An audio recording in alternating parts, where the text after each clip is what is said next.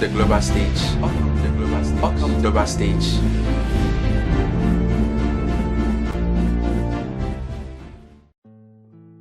It's such an interesting time to be alive. You know, we are still talking about the Russia-Ukraine conflict, and today the president of Russia, that is Putin, has released a message to the reply of the sanctions given to him by the different states. So let's watch the video. We'll be right back. The global stage. Global stage.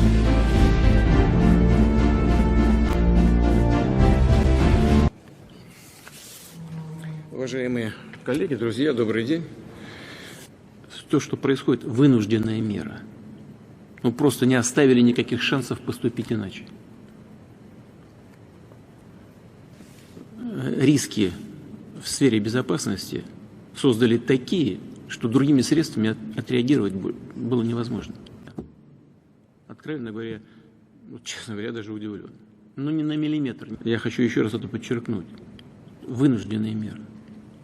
Потому что могли такие риски для нас создать, что вообще непонятно, как дальше страна существовала бы в санкционной политике. Тем не менее, и вот то, что Россия остается частью мировой экономики. И в этой связи, настолько, насколько она остается этой частью, мы не собираемся наносить ущерб системе, в которой мы сами чувствуем себя, в которой мы чувствуем себя частью. Мне кажется, и наши партнеры должны это понять и не ставить перед собой задачу выталкивать нас из этой системы. Тем не менее, даже по политическим соображениям эти рестрикции будут. Условия функционирования этих активов по сравнению с другими видами финансовых активов. Что касается... Со стороны правительства, вообще власти в самом широком смысле этого слова, конечно, задачу вижу в том, чтобы обеспечить вам условия хорошие, обеспечить больше свободы. Ответ может быть только один – обеспечить большую свободу предпринимательской деятельности. Конечно, в известных рамках, с тем, чтобы, как здесь коллеги выразились, чтобы была предсказуемость определенная со стороны правительства, но мы ожидаем, что и предсказуемость со стороны бизнеса должна быть тоже обеспечена. Ясно, что мы не можем полностью прогнозировать геополитические риски. Откровенно говоря, честно говоря, даже удивлен. Ну, ни на миллиметр не сдвинулись. The global stage. Global stage.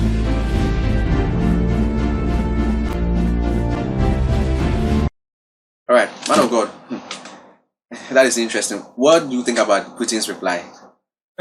Looking at Putin's reply, Putin's reply comes as a warning because he's telling the other states that issued sanctions against him. He said he's giving them a warning. If they don't stay where they are, maybe if anybody tries to interfere. Yeah, so he said that they should work within their limits. Yes. He used the word limits. Limits. So everybody should work within their limits. That actually means that he's giving them a warning, number one. Number two, it is also a solution to the whole matter. So that means that if they are able to work within their limits, they have no problem with Ukraine. So if he's saying they should work within their limits, then he's telling NATO that they should withdraw their intention of expanding their military base in Ukraine. Yes. And once they withdraw, then Russia can also be at ease to stop any invasion as well. And you know, he said something also. He said he's still part of the global economy. Yes. Meanwhile, there were all these sanctions that were leveled against him were about his economy. But he said he's still part of the economy. Does that mean that he's going to resist all what the sanctions they're putting on him? I think yes, he's going to resist it because to him he stands justified by his actions, and so the sanctions given out by the Prime Minister of UK, that's Boris Johnson, Joe Biden, the Canadian Prime Minister, and the rest will not hold. And I still think that these are just lip service. Nothing will really happen to Russia because Russia has a lot the world can gain from. And looking at what is happening, like he said, he's still part of the global economy, and that is in a sense a message to NATO and to EU and to the rest of the world. And looking at what he said, that he's still part of the global economy and he will not destroy what he participates. Looking at something like that, I think Ukraine should learn from that. Mm-hmm. If he says that, and the NATO nations are not going to do anything, as we know they are not going to do anything, then Ukraine should learn from that and see what they will actually do, as we said in our previous session. Because if they are not going to do anything and he's still part of the global economy, then he's not going to have any sanctions at all. It is really lip service, as you said. Yeah, I think Ukraine should take the message and then just pause on whatever intention they have with NATO and EU and the rest of the world. Because as long as they have that intention to join NATO and then EU, Russia will never have rest and will still insist on interfering with their lives and their life by invading them. And, Russia is justified in a way because, there's an alliance between Russia and then Ukraine. And in terms of military base, there are military intelligences that usually when you have such an alliance, you share among yourself. Russia is also thinking that if Ukraine should join NATO, which is Russia's potential enemy, Ukraine may leak certain intelligence which may destroy or have weakened Russia's military base.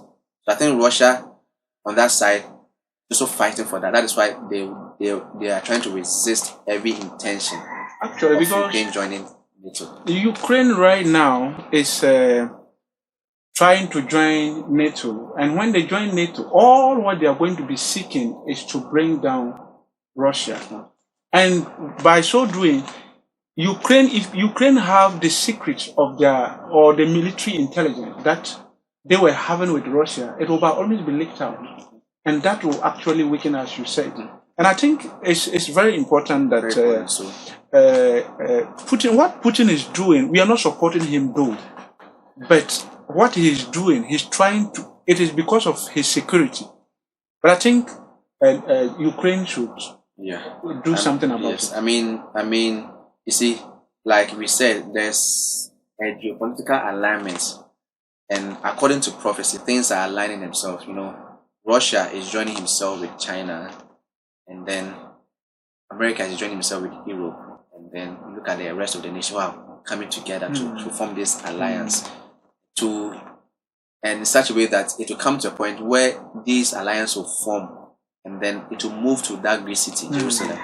So what we are seeing right now is some sort of geopolitical alignment which is happening with all these nations. That one day, when it has fully matured, then the real invasion of Jerusalem, which we'll talk about in our next session, will start. That is where we give you the future and the end of Russia. If you are wondering what is the future and the end of Russia, in our next time we'll talk about the invasion of Jerusalem by Russia and its allies. That is when you get to know the end and the future of Russia. Actually, because we shouldn't be surprised very soon when we begin to see Russia taking interest in invading Israel. Because all this thing is paving way for such actions. And as they build up, they're all aligned, as man of God you rightly said. And when everything is built up, that's what they are actually preparing for. So it is very important to read what is happening right now. It is not just ending here. It is going somewhere. And that's what we are just telling you. They are all building up against the invasion of Israel. That is to happen. And that will be the war of... The world at war. That is Third World War. Third World War. And Russia will play a major part in that Third World War. So to NATO, to Ukraine, their only solution is to call off the intention of joining NATO. And once they do, I think Russia would also withdraw their military from their nation. Definitely. All right, so we'll end here. We hope you enjoyed our session and you were enlightened. We hope to see you some other time for the next segment. God bless you. The global stage. The global stage.